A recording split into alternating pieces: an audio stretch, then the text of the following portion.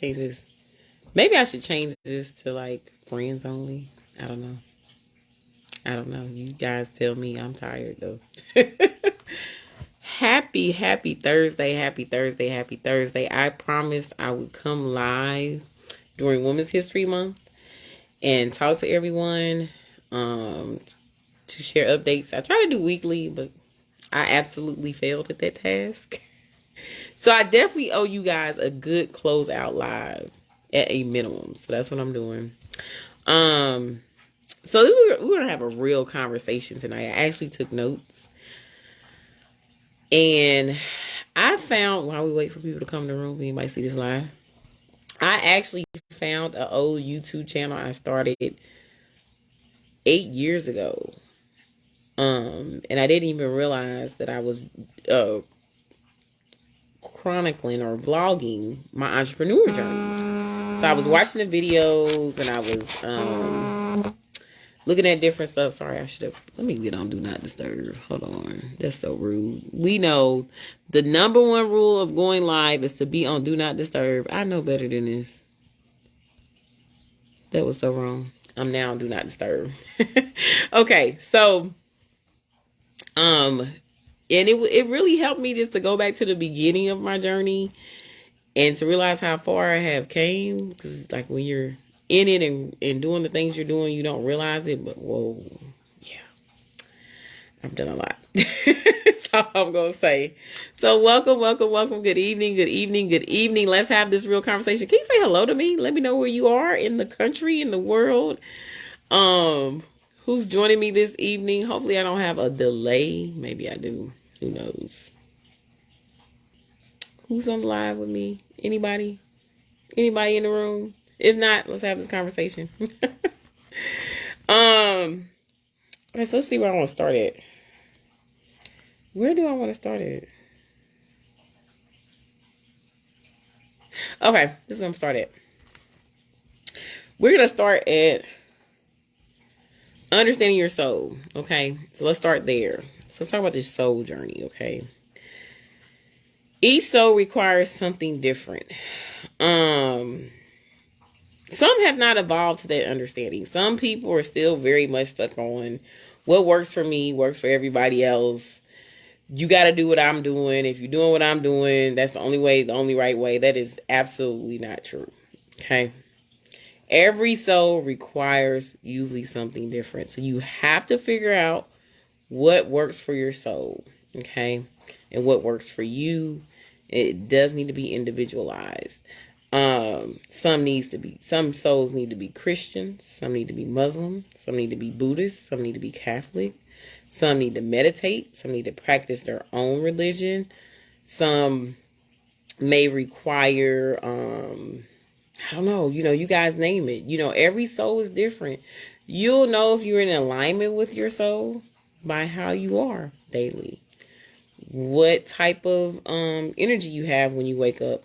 If you wake up on the wrong side of the bed, if constantly or whatever. Not to say you don't have, everybody has bad days. Everybody has bad days. So don't forget that. But for 98% of the time, you honestly should be okay. If not, it's usually something that's misaligned with your soul. So really try to figure out what that is. And really work through that. This is going to be very critical for the times we're going to be experiencing, what we're going to be all going through. And a reminder, we will all get through it.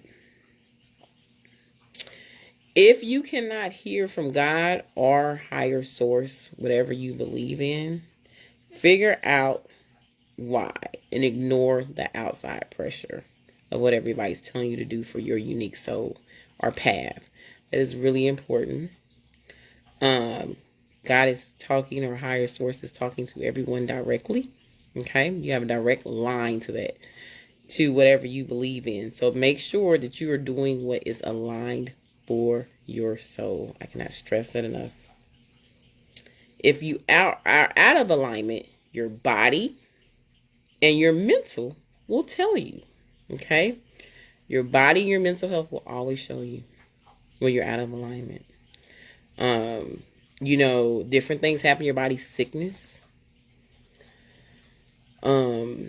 disease, mental health, Um, if you're angry, if you're constantly want to destroy things, you're out of alignment somewhere normally. So try to figure out what that is. It's a lot of ways for you to get healing, to work through that and help yourself through that and get into alignment for your particular soul's journey. So let's talk about souls, okay? Now let's talk about takers and givers. So I can only talk from a giver standpoint. If you can't tell by now, I'm a giver. But it's very important that givers set boundaries. Closest people to you must also practice reciprocity. They must be givers as well normally. That way you're in a reciprocal, relationship with the people that are in your circle. That just eliminates a lot of different things. And takers usually don't take limits. Takers and givers are always in the world. That's just how the world is made up. Just like you have antagonists in the world. Just like you have people who are working to destroy. You have people who build. You have people who are all on different categories of people. That's just something like as you grow, you begin to realize that. And it actually, all of it works together to keep the world going. So I don't really get bothered by that. It's just more you have an understanding. You kind of put them into what category they may be in. They may be misaligned with you. Wish them well. Let them keep going on. But as a giver, you really want to make sure you're setting boundaries for yourself. Make sure you are practicing rest, sleep, putting things into perspective. That way you will be great. You can take a step back a lot of times. You can, adjust. A lot of times you have to adjust, and that's totally fine as well. A lot of times as a giver, you've given a lot. Sometimes people will not know why you adjusted, and they'll come up with whatever scenario it is, but they never really remember why a lot of times, or they'll forget what all you've done to give and how maybe, something was, a boundary was crossed. Something was done that honestly left you out in the cold, or made you adjust. So as a giver, you have to be okay with that. Just continue to do that. And your right people will find you. And it's not always typically the people who you're told as you grow up it will be. It's one big tip to tell you. And people remember what they want. So remember that as well. Okay. The other item that I want to discuss is knowing yourself. A lot of people are trying to figure out what to do, or what their traits are, what their gifts are, what their alignments are, how to figure out their path. Animals are so interesting. How to figure out your path, how to make a determination of what's best for you, and so forth. And it's different for everybody, right? But it is a lot of things out there that can help you with that. So I'm going to discuss just a couple of those tonight. Not everything, and I'm going to keep it community standard friendly, okay? This is what we're going to keep it to tonight. So we're not going to get too deep. We're going to keep it community standard friendly. So know thyself is very important. It's a very critical rule, okay? The one that everybody usually knows, that's pretty common, and you probably took it. I feel like I took my first Myers-Briggs maybe 18 years ago. I don't know. It seemed like it was a long time ago. That's all I'm going to remember. I haven't took a Myers-Briggs in a very long time. I have no idea what my personality type is anymore, but that would be, a standard one that everybody always references. So that would be the first part of knowing yourself, right? And knowing the people around you and your team. Color test. There's also a color test, and I'll put references up above for everybody so you can have that. And I'll have to find out who does the color test, and I'll put that information up above. But then you can find out your color, like gold, green, orange, blue. I feel like it's one more color. That's a really good one as well. Strength Finders. That's a great book for you to identify your strengths. understand, you know, where you don't have a higher score in different strengths. So that may be, you know, one of your weaknesses. And then you can identify who would be good for you to work with and put on your team or partner with and so forth. You always want to find that balance because everybody has a weakness somewhere. 5 voices assessment. I just came across this one. That was a really good one. I was reading through it. It seemed really great. So I was like, oh, this may be a good one. And I like simple things, especially now. Maybe last 8 years though. I'm more of a cut and dry, simple person. Give me what I need to do. Let me move on. I'm that person. I don't like the fluff anymore. Another good one is standout strengths. So I just happened to come across that asking questions one day, and I seen a lot of people kind of have like descriptions on their either email, signature line, or like in their LinkedIn profiles. And I was like, well, what is this? So it's another one, standout strengths. So take that assessment. That can help you too. Those are 5 good assessments. It's going to really give you a lot about knowing yourself. And then with those assessments, you can then begin to say, okay, what would I be good at? What career field, what lane would I be good at, and so forth. And then that helps you to continue to understand who you are, because everybody, of course, is going to have an opinion about what you should do, where you should go, who you should be, and so forth. But it's very important you understand that for yourself, so you are in alignment and that you continue to move forward in your purpose. I always tell people when they see me or they say something to me, I'm like, it's important that you fulfill your purpose so I can fulfill my purpose. We're all connected. That's very critical to the whole. Books that I recommend if you are really working on your mindset. If you know that you have a very difficult time with negative self-talk, you have a very difficult time with being self-motivated. I'm talking about on a regular basis. Not when you're going through things, as we all are experiencing life, okay? But on a regular basis, you're saying, okay, these are things that I need to do to change my mindset. I can tell you one book that I read that changed my mindset. Successful Women Think Differently. And I think I read that book maybe 9 years ago. And that began to change my entire thinking about how I live my life, what I was going to do moving forward, how I address things when things come up, when problems arise, and so forth. But Successful Women Think Differently. I'll put that book up above too. I want to say the lady's author's name is Valerie, but I'll put it up above. I may be misspeaking that.